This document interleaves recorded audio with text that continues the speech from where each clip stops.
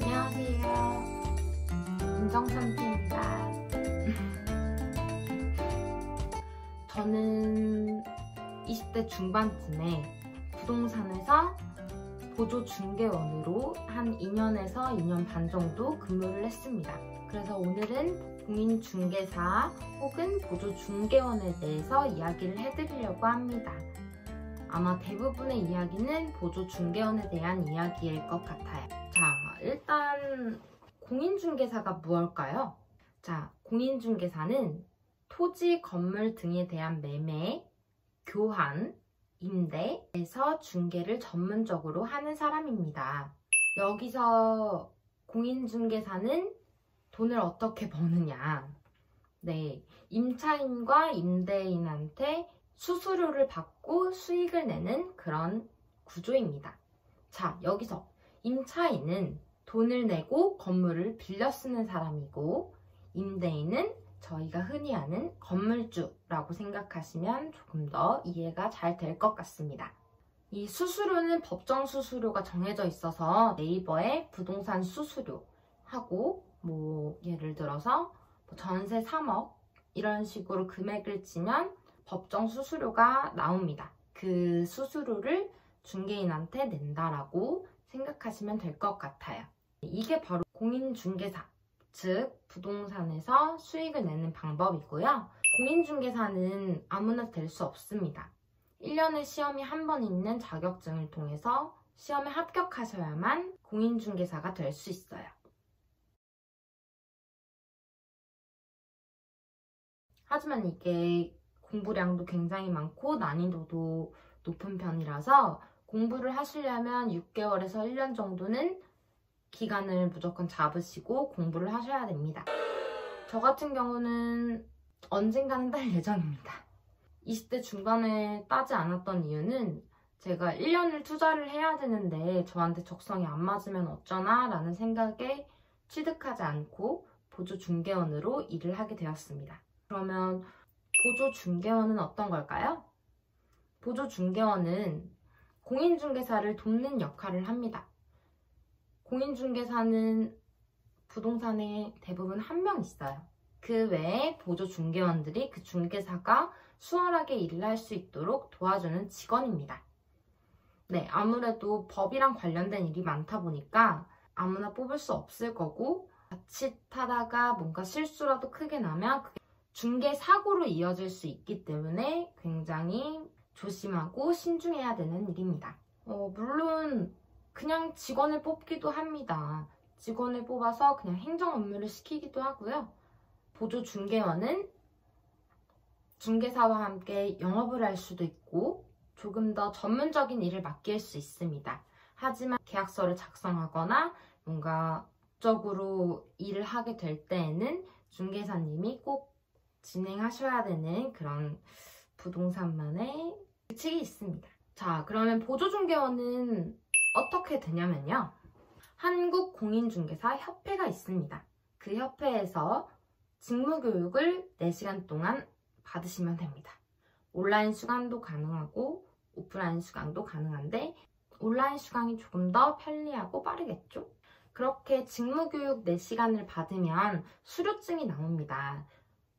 그리고 그 수료증을 가지고 그 대표님, 다시 말하면 중개사와 함께 구청이나 시청에서 보조중개원으로 등록을 할 수 있어요. 같이 등록을 해야 됩니다. 등록할 때 필요한 것은 첫째로 신분증이고요. 그리고 두 번째로 직무교육 수료증이고요. 세 번째로 보조중개원 사진이 필요하고요. 그리고 네 번째로 인적사항을 간단하게 적어주시면 등록이 가능합니다. 저도 똑같은 방법으로 보조중개원을 등록하였고 보조중개원으로서 일을 하게 되었습니다. 제가 보조중개원으로 일하게 된 계기는 저는 원래 부동산에 굉장히 관심이 많았어요. 하지만 부동산이라고 하면 굉장히 나이가 많으신 분들만 하신다고 생각을 하잖아요. 하고 싶지만 할 수 없는 일이라고 생각했습니다. 제가 그때 마침 집을 구하는 시기였는데 제 방을 구해준 분한테 여쭤봤어요. 혹시 직원을 뽑지 않으시는지. 저는 부동산 일에 관심이 많고 부동산 일을 하고 싶어요 라고 말했더니 그러면 해보지 않겠냐 라고 해서 그분 부동산으로 들어가게 되었습니다. 그렇게 보조중개원이 되고 나서 제가 처음으로 한 일은 일단 매물을 보는 것이었어요. 뭐 어떤 위치에 어떤 집이 얼마 정도 하는지, 그리고 지금 어디에 공실이 있고, 여기서 공실이라 하면 방이 없는 상태, 입주가 가능한 상태를 말하는 겁니다. 공실이 있는지 혹은 뭐 어디 집이 좋은 조건인지 이런 식으로 그 지역의 시세를 알게 되는 것이었어요. 그리고 두 번째로는 제가 매물을 많이 보면서 괜찮은 물건들을 보면 사진을 찍습니다. 여기서도 어떤 각도로 사진을 찍느냐도 굉장히 중요하고 이 방 사진을 어떻게 하면 실제와 똑같이 보이게끔 포토샵 작업을 하는 것도 굉장히 중요합니다. 많이 찍다 보니까 저만의 노하우가 생겼고 괜찮은 매물들을 보기만 하면 이제는 사진을 찍게 되었어요. 세 번째로 광고 작업을 하는 겁니다. 여러분도 다 아시겠지만 뭐 피터팬, 블로그, 인스타, 뭐 페이스북, 직방, 다방 굉장히 많은 곳에 광고를 올릴 수 있거든요. 제가 찍은 사진을 가지고 이제 광고를 하는 겁니다. 그러면 그게 필요하신 분들이 방을 직접 보시거나 건물을 직접 보시거나 상가를 직접 보시는 시스템인 거죠. 네, 그리고 네 번째로는 영업입니다. 중개사분께서 자리에 없으실 때 제가 영업을 할 수 있습니다. 계약서는 중개사님과 직접 하셔야 되기 때문에 저는 방을 보여주는 일만 할 수 있습니다. 제가 찾은 괜찮은 물건들을 직접 보여드리고 계약을 하시겠다고 하면 저도 제가 객관적으로 아는 데이터에 한해서는 손님분들에게 안내해 드릴 수 있어서 그 집의 대략적인 땅값이라든지 건물값이라든지 그 집의 융자에 관해서는 설명을 해드릴 수 있습니다. 하지만 더 정확하게는 중개사님과 하는 게 맞죠. 그렇게 부동산 일을 2년에서 2년 반 정도 할 수 있었습니다. 부동산 일이 좋았던 이유는 집이나 필요하신 것들을 위해 저한테 와주시는 거잖아요. 그래서 제가 도움이 될 수 있다는 게 너무 좋았고 또 새로운 사람들을 만나면서 방을 보여줄 때 사실 많은 이야기를 하거든요. 그것도 너무 재밌었습니다. 또 매일매일 돌아다니고 활동적인 일이다 보니까 굉장히 재밌게 일을 했던 것 같아요. 중개사님도 굉장히 많이 잘 알려주셨고 그래서 제 적성에 너무 잘 맞고 내가 찾았구나 라는 생각을 했습니다. 하지만 제가 그만두게 된 이유는 어쨌든 영업을 하지 않으면 계속적인 수익이 나지 않는 직업이기 때문입니다.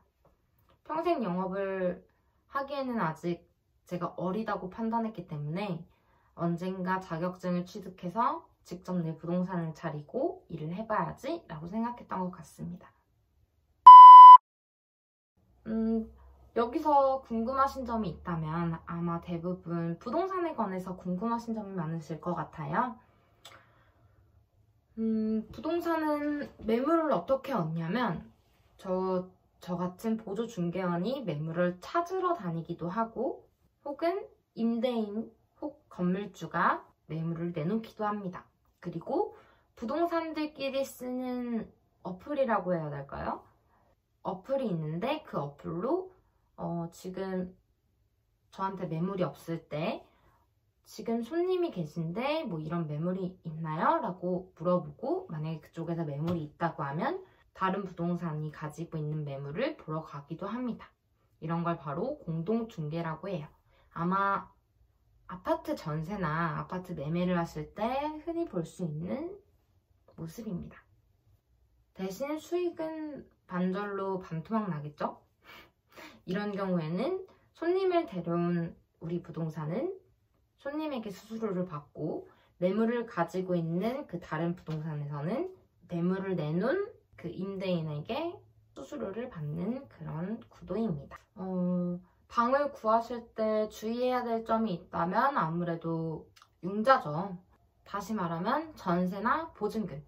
보증금 같은 경우는 최우선 변제권이라고 전입신고랑 확정일자를 받으면 나라에서 제공해주는 금액 정도가 있어서 괜찮은데 그 한도가 굉장히 높진 않아요. 그 땅값과 건물값 대비 융자가 얼마나 껴져 있는지를 많이 봐야 됩니다. 요즘에는 보험을 끼는 경우도 있어요. 내가 혹시라도 이 집주인한테 돈을 받지 못할 때 그 보험사에서 돈을 대신 돌려주는 거거든요. 이런 거는 들어놓으면 좋습니다. 아무래도 저는 부동산 일하면서 그래도 몇 번이나 봤던 것 같아요. 전세를 빼려고 하니까 그 집이 담보로 넘어간 거죠. 그런 경우가 발생하기 전에 꼼꼼히 확인을 해보고 진행하시는 편이 좋습니다.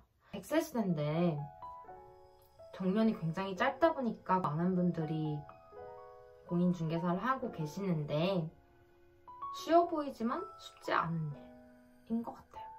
저처럼 보조중개원으로 한번 일을 해보시고 공인중개사를 따시는 것도 좋은 방법이라고 생각합니다. 오늘은 누구나 할 수 있는 공인중개사 혹은 보조중개원에 대해서 말씀을 해드렸고요. 그 직업에 관해서 준비할 게 많지는 않아서 그런지 영상이 굉장히 짧네요. 혹시라도 궁금하신 점이 있다면 이번에도 댓글로 남겨주세요. 그러면 오늘도 좋은 하루 되세요. 감사합니다.